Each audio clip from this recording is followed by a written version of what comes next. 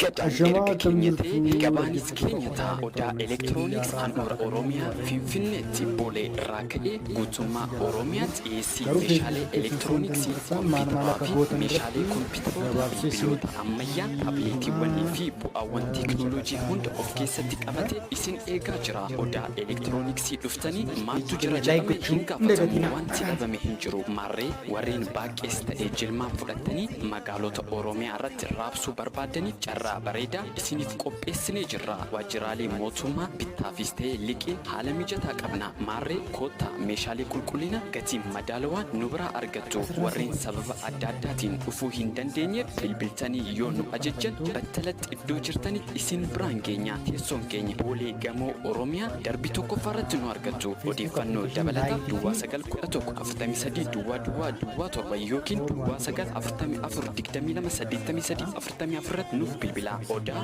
elektirooniks. Ammasin isa sana kana remove jechuu dandeessu. Understand jettanii yeroo remove jettan password galchuun jedha. Kana fakkeenyaaf haa jennu yoo password galchee internet jechuu danda'a jechuudha. Remove irraa gochuu danda'a.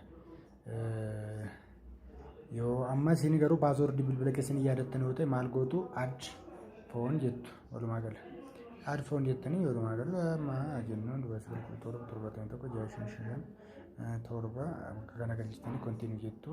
Sababii bilbilli kun keessan yoo ta'e yoo bilbilli kun nama biraatiin qabamee jiraate yookaan akkaawuntii biraatti qabamee jiraate dura akkaawuntii sana irratti balleessuu qabdan bilbila kana. Maal jedha this interval phone number jedha she confirm you for mobile number can help reset wantoota akka kanaa waan jedhuuf walumaa gala achirraati jiraachuu dhiisuu mala. Yeroo garuu lakkoofsa bilbilaa hin qabamne yeroo isin galchitan maal isinii godha message isinii erga.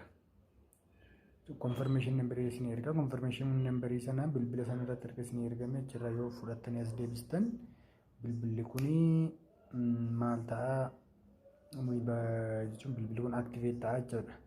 San booda maal gootu erga bilbila kana activate gootanii isa lakkoofsa hin barbaanne sana maal jettu remove jettu jechuudha. Lakkoofsa fakkeenyaaf haa jennu 29 kana hin barbaanne yoo ta'ani remove hin jedha. Achirraati maal ta'a password na gaafata password ittiin galcha.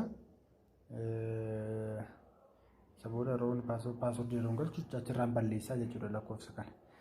Finistee kana kanuma akka kanaa gootanii bilbila keessan sirreeffachuu dandeessu. Bilbilattiin feesbuukiin keessan banameeru jechuudha. Haa jennu isinii iddoo biraa jiraattanii amma lakkoofsa biraatiin ta'e yoo ta'e akka carraa password keessan dagattan bilbila sanaa malee banuu waan hin dandeenyeef harumarraa kaastanii bilbila keessan sirreeffachuu dandeessu jechuudha. Galatooma.